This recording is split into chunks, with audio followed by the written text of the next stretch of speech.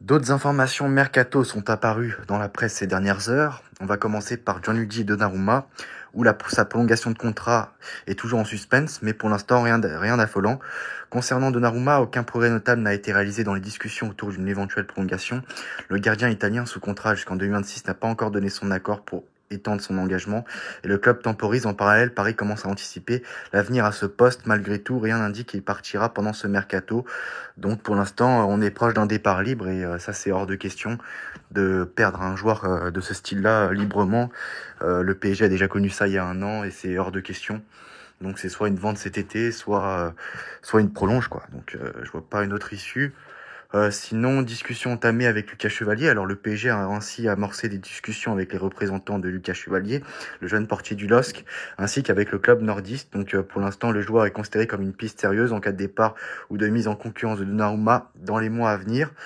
Sinon, Al Hilal est intéressé par 3 joueurs parisiens. Enfin, le club saoudien d'Al Hilal, récemment opposé au Real Madrid, avait manifesté son intérêt pour 3 joueurs du PSG. Et ces joueurs sont Fabien Ruiz, Canguigny et Lucas Hernandez. Donc très bien pour Canguigny et Lucas Hernandez. Par contre, voilà, Fabien Ruiz, il reste au PSG. Donc si les discussions sont encore informelles, la direction parisienne a d'ores et déjà fermé la porte à un départ de l'international espagnol Fabien Ruiz, jugé intransférable cet été.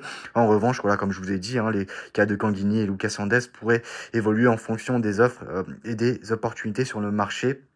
Sinon, Victor Gyökeres a été proposé au PSG. L'Angleterre est pour l'instant en pole position. De son côté, le Sporting Portugal a proposé son attaquant en vedette de Victor Gyökeres à plusieurs grands clubs européens, dont le Real Madrid, Arsenal et Chelsea et tout ça.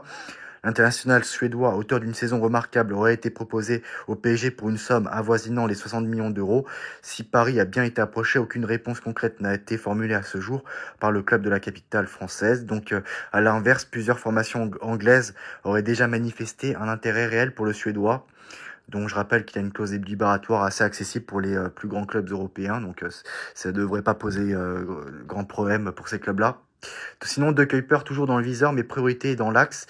Le dossier De Kuyper, latéral gauche du club Bruges, reste sur la table des dirigeants parisiens. Toutefois, Paris souhaite d'abord boucler le recrutement d'un voire 2 défenseurs centraux avant de revenir plus concrètement sur cette piste. Le secteur défensif demeure une priorité pour le board parisien, désiré de muscler son arrière-garde après les départs enregistrés cette saison et probablement durant le prochain mercato. Et je suis tout à fait d'accord avec ça. Il faut vraiment que le PSG recrute en défense. Et il faut vraiment que le PSG recrute, vraiment. Comme je l'ai dit, je le répète encore une fois, bien sûr, tu vas pas recruter 10 joueurs, mais tu vas pas non plus recruter seulement 2 joueurs. Voilà, juste mieux 5 joueurs, 6 joueurs, ça suffira largement, c'est très bien. Mais il faut recruter quoi. Voilà. En principal, ça sera des doublures. Voilà. Donc, n'hésite pas à donner ton avis en commentaire. Qu'est-ce que tu penses de tout ça? Et en attendant, je te dis à très bientôt dans une nouvelle vidéo. Ciao. Alors oui, ces derniers temps, c'est vrai, j'ai souvent parlé d'achat côté PSG, mais il faut d'abord parler des ventes un peu, même s'il y a des nouvelles informations mercato toutes récentes qui sont sorties dans la presse, là, aujourd'hui. On va commencer par exemple pour les joueurs qui ont été prêtés par le PSG cette saison. Je pense à Randal Colomwani, Marco Asensio, Carlos Soler, Nordi Mukiele, Milan Skriniar. C'est déjà des joueurs qu'il faut que tu t'en débarrasses. Et parmi les 5 joueurs que je vous ai cités, le joueur le plus bankable des 5 est Colomwani. Et une information toute récente sur Randal Colomwani est sortie. Et il y a moyen que tu vendes tous ces joueurs-là pour 100 millions d'euros. En plus de déjà, tu as une très belle enveloppe mercato. T'as fait une saison magnifique, même si elle est toujours pas terminée encore, elle avec la Coupe du Monde des clubs, parce que pour moi, on n'est pas dans la saison 2025-2026. Là, on est encore dans la saison 2024-2025. C'est un prolongement. Et voilà, donc c'est ça. Donc le PSG avec son magnifique parcours, la Coupe du Monde des clubs et tout ça, vous avez compris. T'as aussi et ça c'est rien que le budget hors vente. Alors avec les ventes, frère, je te dis pas. Voilà, donc allez, c'est parti pour Colomani. Alors, selon Tusso Sport et le Corriere dello Sport, la Juve souhaiterait conclure un nouveau prêt avec une option d'achat de 40 millions d'euros. De son côté, le PSG insiste sur la formule avec obligation d'achat. Bah oui, c'est bon, hein. Je voulais pas me répéter à chaque fois, mais ils sont marrants, franchement. Le joueur veut rester à la Juve. Il a déjà informé à Luis Campos. Je suis heureux, j'espère pouvoir rester longtemps. Il n'a pas l'intention de revenir soit direction de Luis Enrique. Un accord peut être trouvé à mi-chemin en insérant un prêt avec option d'achat très facilement accessible. Les dirigeants des 2 clubs réfléchissent précisément à cette formule. La Juve mise sur un quart de finale de la Coupe du Monde des clubs pour avoir ce montant à disposition. Pour la Gazzetta, il y a une négociation en cours avec un prêt avec obligation d'achat, 40 millions d'euros. Et oui, ça y est, ça suffit. On marche plus sur le PSG. Voilà, si quelqu'un doit marcher sur l'autre, c'est le PSG et pas l'inverse. Donc voilà, et je fais un petit parallèle pour parler de Gonçalo Ramos qui normalement sauf offre miraculeuse, grosse offre, quoi. Il restera au PSG. Donc en tout cas, voilà, il a une conversation avec Luis Enrique par rapport à ça. Sinon, Kevin Durant, superstar de la NBA et entrepreneur international via Boardroom Sports Holdings, a investi dans le Paris Saint-Germain aux côtés de Qatar Sports and Investments. Cette collaboration ambitieuse prévoit une large série d'initiatives commerciales, d'investissement et de production de contenu. Voilà, donc avec la nouvelle équipe de Paris Basket, il peut intégrer cette équipe et d'autres grands entraîneurs très connus peuvent aussi à la fin de leur contrat en NBA, venir dans leur franchise, venir à Paris. Et oui, les gars, c'est très important, c'est une information très importante. Et oui, Kevin Durant et Jimmy Butler qui sont fans du PSG. Et oui, c'est beau ça, les gars. Et oui.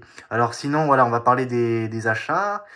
Oui, exactement, on va parler des achats. Alors, le Paris Saint-Germain s'intéresserait au joueur colombien de Palmeiras, Richard Rios, selon le média sud-américain Telemundo Sports. Luis Enrique aurait validé ce transfert. Moi, personnellement, je connais pas ce joueur. Luis Campos s'intéressait déjà à ce joueur l'été dernier. Le média avance que le club pourrait faire une offre de 30 millions d'euros. Telemundo Sports, voilà.